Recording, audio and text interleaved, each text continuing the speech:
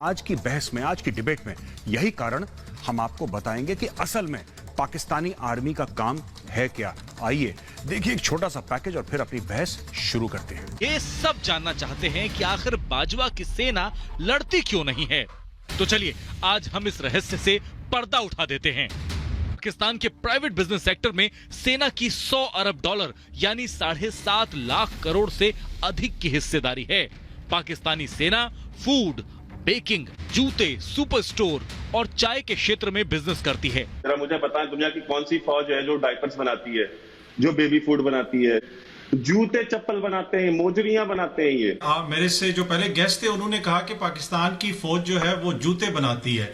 जी वो जूते इसलिए बनाती है कि वो जूते आप लोगों को लगाने होते हैं, आपकी सेना को। आपने कहा कि पाकिस्तान की आर्मी अमीर बहुत ज्यादा है, तो मुझे नहीं पता कितनी अमीर है, लेकिन मुझे ये पता है कि आपकी आर्मी भूखी नंगी है। आपके फौजी वीडियोस अपलोड करते हैं कि भाई हमें बॉर्डर पे रोटी नहीं मिल रही।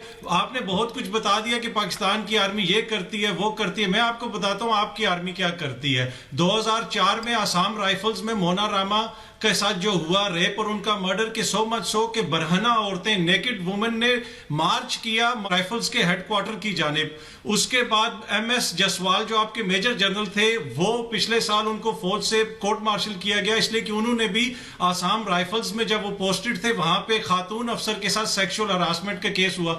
इतने यूज्ड हो गए औरतों को वहां पे सेक्सुअली हरास करने के, अपनी फौजी ख्वातीन को ही हरास करना शुरू कर दिया। बाकी बात यह है कि आप लोग कर तो कुछ सकते नहीं है, इसी तरह की बातें करेंगे। पाकिस्तान आर्मी इतनी कमजोर है तो आए पाकिस्तान पे कब्जा कर लें, कश्मीर वापस ले लें।